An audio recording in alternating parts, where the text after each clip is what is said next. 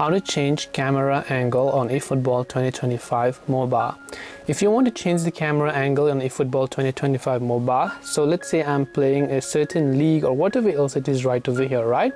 And I'm going to go to a certain game right here, which in this case I'm just choosing an offline match. You can also change the angle in the online match. So I just hit the to match button right over here.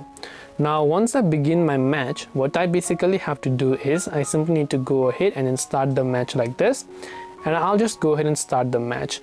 Now if you're not satisfied with the current angle will already be set to the dynamic wide, but since you're not satisfied with it, what we will do is, you can see, first of all, let me demonstrate a little bit of the current camera angle right over here.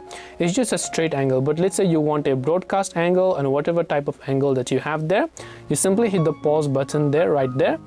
And then here you go to this camera section. You can see currently it's set to dynamic wide, but I can set this to wide, which was there in previous versions, but this is a new angle.